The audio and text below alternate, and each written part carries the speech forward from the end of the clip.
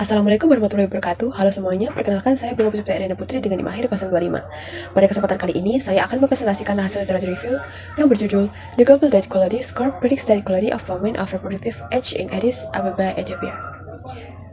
Presentasi ini juga berkaitan dengan materi survei konsumsi pangan, khususnya bagaimana kualitas diet perempuan usia reproduksi dinilai menggunakan beberapa indikator modern. Pertama, kita masuk ke bagian pendahuluan. Kualitas diet atau diet quality merupakan gambaran mengenai seberapa baik pola makan seseorang dalam memenuhi kebutuhan gizi dan mendukung kesehatan secara keseluruhan. Penilaian kualitas diet tidak hanya melihat berapa banyak makanan yang dikonsumsi, tetapi juga memperhatikan keragaman, komposisi, hingga keseimbangannya. Kemudian diet berkualitas tinggi biasanya ditandai dengan konsumsi sayur, buah, biji-bijian utuh, kacang-kacangan, dan sumber protein, serta rendah pangan ultra olahan atau ultra processed food, gula tambahan, dan lemak tidak sehat. Dalam ilmu kesehatan masyarakat, penilaian kualitas diet menjadi sangat penting karena berkaitan erat dengan risiko kekurangan gizi, penyakit kronis, bahkan kualitas hidup jangka panjang. Jurnal yang saya review berasal dari British Journal of Nutrition yang diterbitkan pada tahun 2023 dengan penulis Caleb Paye dan Zemenu Yarika. Penelitian ini menilai kualitas diet pada wanita usia reproduksi di Addis Ababa, Ethiopia, menggunakan beberapa indikator kualitas diet termasuk indikator baru yang disebut Global Diet Quality Score atau GDQS. Latar belakang penelitian ini didasarkan pada kenyataan bahwa kualitas diet wanita usia reproduksi di Ethiopia masih rendah. Kondisi ini meningkatkan risiko malnutrisi ganda, baik kekurangan gizi maupun munculnya penyakit tidak menular. Indikator penilaian diet yang umum digunakan seperti MDDW dan NOVA memiliki keterbatasan karena hanya melihat satu aspek. MDDW atau Minimum Dietary Diversity for Women untuk kerapangan pangan, sedangkan NOVA untuk tingkat pemrosesan pangan. Oleh karena itu, GDQS dikembangkan sebagai indikator yang komprehensif yang menilai dua sisi sekaligus, yakni makanan yang berdampak positif dan negatif pada kesehatan. Penelitian ini memiliki dua tujuan utama. Yang pertama, untuk mendeskripsikan kualitas diet wanita usia subur, yakni 15 hingga 49 tahun yang tidak sedang hamil dan tidak menyusui, menggunakan 3 indikator, yaitu WDDS atau MBDW, konsumsi ultra processed food, berdasarkan NOVA, dan Global Diet Quality Score. Kemudian yang kedua, untuk membandingkan apakah GDQS dapat menggambarkan kualitas diet dengan lebih baik dibandingkan indikator yang sudah ada, serta bagaimana skor tersebut berkaitan dengan faktor sosiodemografi dan perilaku makan. Total subjek penelitian adalah 653 wanita usia reproduksi yang dipilih menggunakan prosedur sampling bertingkat.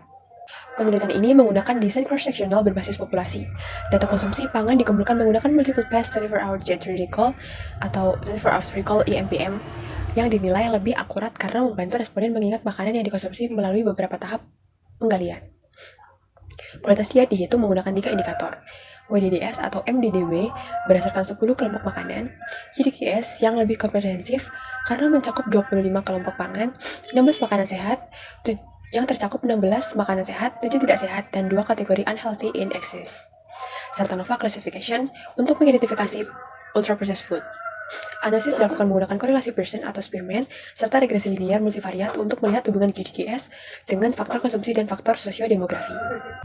Pengumpulan data dilakukan dalam beberapa tahap. Yang pertama, pemilihan subsidi secara acak, yang dilanjutkan dengan pemilihan rumah tangga menggunakan systematic random sampling. Yang kedua, dari setiap rumah tangga dipilih satu wanita usia 15 hingga 49 tahun yang memenuhi kriteria inklusi. Yang ketiga, konsumsi pangan dikumpulkan menggunakan Quantitative 24-Hour Food Recall dengan metode Multiple Pass atau EMPM. Kemudian yang keempat, setiap makanan kemudian diklasifikasikan ke dalam kategori WDDS, GDQS, dan NOVA.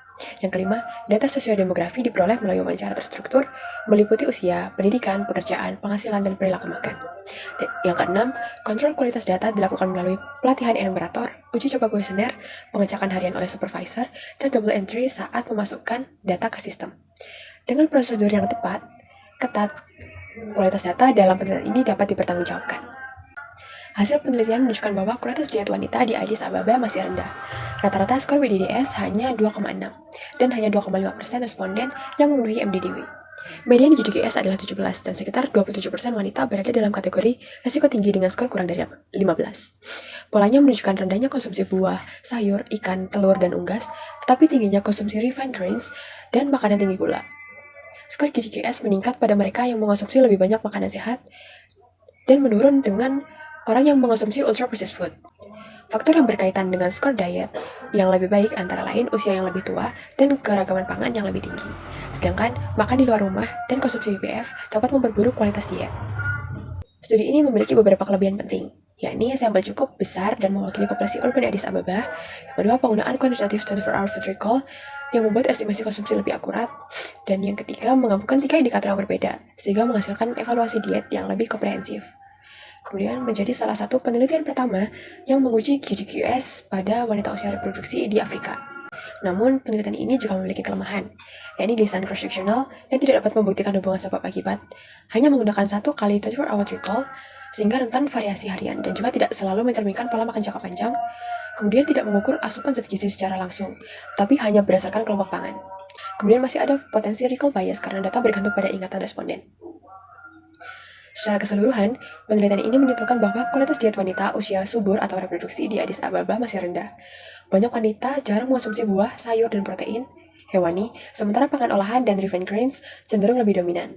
Dibandingkan indikator lainnya, GDQS mampu memberikan gambaran yang lebih lengkap karena menilai baik makanan yang sehat maupun yang tidak sehat.